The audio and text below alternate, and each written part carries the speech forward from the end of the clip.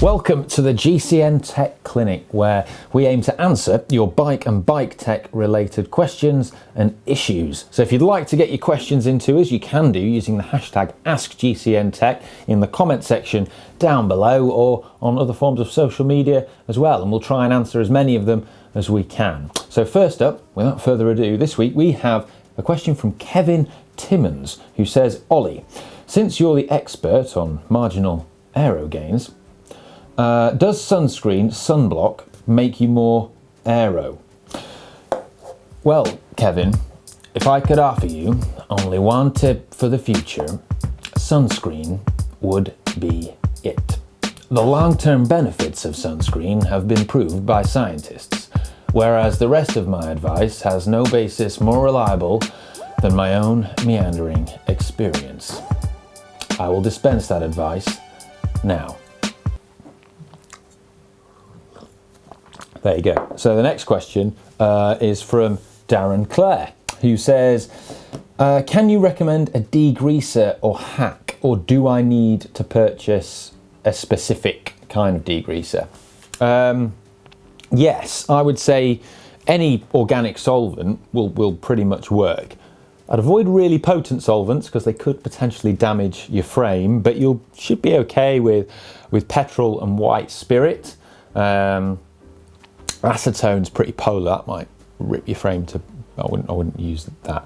I mean, my favourite organic solvent, dichloromethane. I'd quite like to try that. But yeah, that's another one for GCN Tech after dark, so we don't need to go into that. However, if you are washing stuff down the drain, I would say purchase a specific product, because there are products available now that are more environmentally friendly and are designed to be washed down the drain. A lot of organic solvents should be disposed of industrially in solvent waste, so I would say try and avoid using those. If you can get your hands on proper bio degreaser or something, do it. So the next one is from Mads Bus Olsen, who says, hi GCN, love your show. I was wondering if it's possible to throw a Dura Ace rotor on a Shimano 105 disc brake caliper. What do you have to be aware of? Yeah, that should be absolutely fine as long as the rotor diameter is the same. So that, you know, so is that a 140 or 160? That's a 160 on mine. So you need to make sure it's also the same diameter. Something to be aware of though is that Shimano, when they're new, they obviously wear down, but when they're new, they're 1.8 millimeters thick. That's the rotor thickness. Whereas SRAM start out at 1.85 millimeters, or even 1.9 millimeters in some of the smaller roads, like 140s. So in an emergency, if you were getting like, I don't know, like a neutral service wheel or something, and you needed to put in a SRAM disc rotor into a Shimano thing, it could kind of potentially work, but it might rub because the rotor's that bit thicker, whereas the other way around, it'll work. I mean, the braking's not as optimal because the interface of the pad and the rotor is not as good, but it does work. I've done that. So there you go. Campag's narrower as well. That's usually about 1.8 mil thick when they're new. Next question is from Random Asian, who says, hi Ollie, should I get ceramic bearings and ceramic jockey wheels? Is it really worth it? Well, Random Asian, if you can afford it and you want to do it and you want to bling your bike out, you know, go for it. Why not? But if it was me, I see ceramic bearings as the cherry on top of the Schwarzwälder Kirschtorte, Black Forest Gatto. So in that respect, I'd say, you know, ask yourself, or I'd ask myself, you know, have you done everything else? Have you got latex inner tubes? Have you, you know, got aero wheels, power meter? Have you optimized your position on the bike and become as aero as possible, and clothing and things like that? Because they're all things that offer greater performance, you know, more bang for your buck. So I'd probably do those things first, but you know, it's up to you. That's one of the great things about freedom of will. Now, the next question is from Luke Jackson. I was supposed to be doing the Fred Witten for the first time this year, but it's been cancelled. I live in the Lakes That's the Lake District in the UK, National Park. Beautiful place. So he knows how hard it will be, but can I give him any advice on completing it? I love that event, man. I've done it a few times and I love the Lake District. It's one of my favourite places, and in fact, it's going to be one of the first places I go to when lockdown ends, because it's such a beautiful part of the UK. But I'd say if you live in the Lake District, you have no excuse. Sorry. But I'd say practice on the 30% hills as much as you can. Get used to riding those really steep climbs and build the strength required for that. And also fit a 32 cassette. But you probably knew those things already. But for anyone else that doesn't know, that's the best advice. Next question is from Lucas Svedson. Hello guys, love your knowledge. As a student and always on a budget, will it be smarter for me to buy a bike with Shimano 105 instead of Ultegra because of the savings when certain parts start to wear out and need replacing?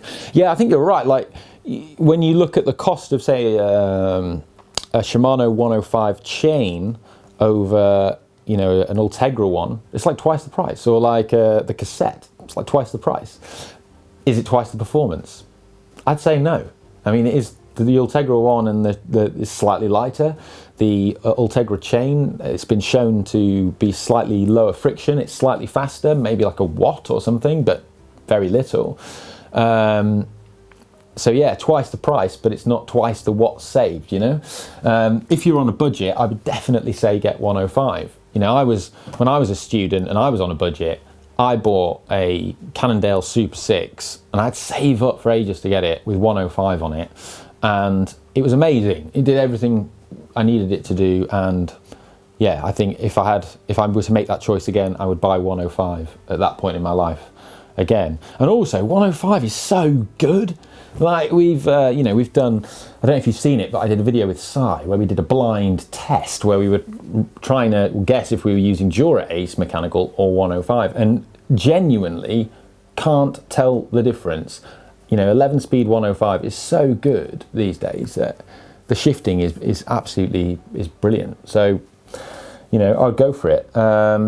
Save your money, and you can always put the money saved towards something else like Aero wheels, which will probably give you more bang for your buck in terms of performance than the difference from the step up from 105 to Ultegra. So, yeah, I would think along those lines. Plus, you can always potentially upgrade your 105 shifters and bits and pieces further down the line if you get a bit more money or whatever. So yeah, go with that. 105's mint, proper good.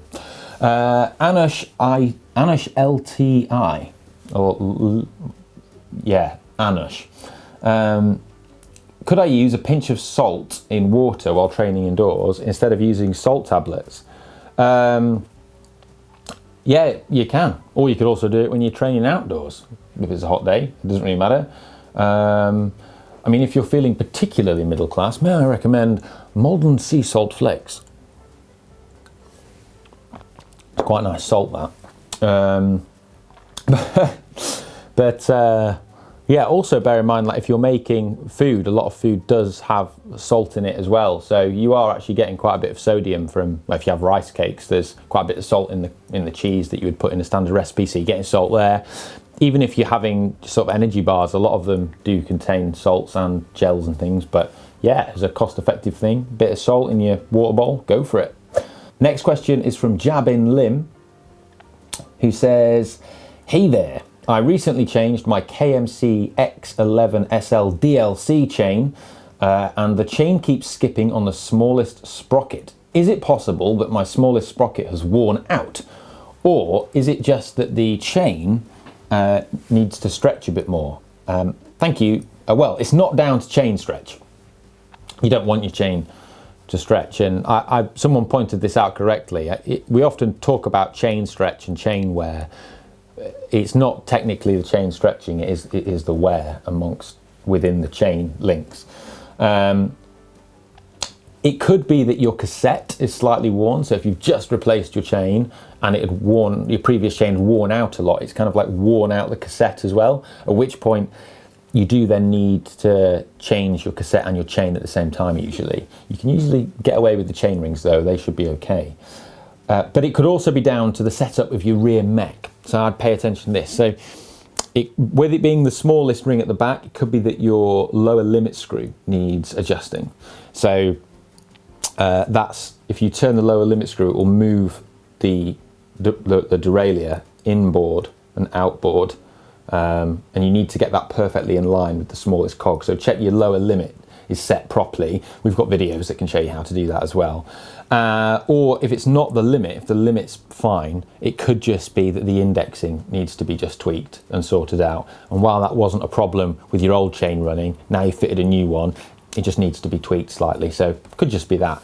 Yeah, let us know how you get on, and if you have any issues with that, you know, just drop us another comment in the comment section. But yeah, next question is from Marcus Antonio Emir, who asks, hey, is it possible or okay to ride fixed gear or track bikes in busy or traffic street? I would say no, don't do it. I don't know what the rules are in every country in the world, but I do know what we have in the UK, and that is under the highway code, your bike has to have brakes. If your bike doesn't have brakes, technically it should be fitted with lights at night as well and reflectives during the day. But the issue you've got is if you are in an accident, which is probably the likelihood of that is going to be increased by not having brakes, especially if you want to run a busy street, then you become liable in the eyes of the law and culpable for causing that accident because your bike wasn't properly fitted with brakes. So yeah, I would say don't do it. Some people think they're cool and, you know, it's like kind of a hipster thing to do and, you know, ride fixies in the street, but unless it's got a brake on it, don't do it. Would be what I would advise. Next question is from JPL Senpai, who says, hey guys, quick question regarding cleats. I recently noticed that one of mine is way more worn out than the other, possibly because that's the one I disengage with when I come to a stop. If this is the case, what's better, swap it with the other side shoe, or you know, swap them over, or just buy new cleats and replace them both at the same time? I would just buy a new pair and just replace both at the same time. It's important you do this, and it's something that I've fallen foul of in the past years ago, and a lot of people don't realise how much their cleats have worn. And once your cleat has worn lots, what you'll find is that the shoe will move a lot more within the pedal and it'll be a lot looser. And so what this can cause then is like bad knee alignment, and then that, you know, that can cause knee issues and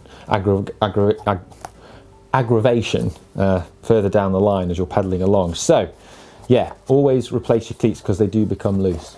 And yeah, just replace both at the same time. Last question this week is from Zachary Starkey, who says, I'm riding on tubeless tyres for the first time. Nice one. But from the looks of your other videos, there are a lot of great benefits. However, I'm wondering, is it okay to put tubes in them if there's a puncture and it won't seal? Any downsides to running tubes inside of tubeless tyres?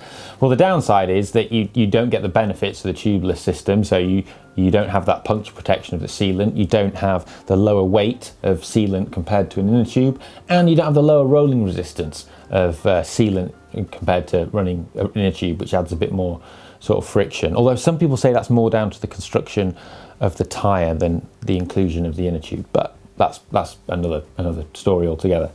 The other downside is that trying to get the tyre off, trying to get a tubeless tyre off, requires a bit more effort than getting a normal clincher off, and that's usually because the bead is stiffer, and this is because it needs to you know, create an airtight seal against the wheel, so it usually has a stiffer construction.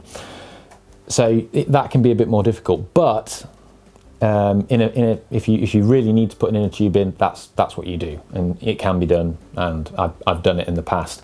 But very rarely does it happen, because tubeless is, if you use a good sealant, you know, that seals most punctures, and then if you get a puncture that won't seal, you can put a tyre plug in there as well, and that usually gets it to seal on those other times. So very rarely do you get to the point where you have to put an inner tube in my experience, but it can happen. So yeah, now you know. But I would say, yeah, tubeless is great. So yeah, keep at it. Right, well, I hope you've enjoyed this edition of the GCN Tech Clinic. You know, as ever, if you want to support the channel, GCN, well, shop.global cycling network, grab yourself a mug, and give this video a like if you enjoyed my Baz Luhrmann reference right at the start of the video. I'd like to say I got that right in one take, but that'd be a lie. Right, I'll see you next time. Ask GCN Tech. That's how you get your questions in. Ciao.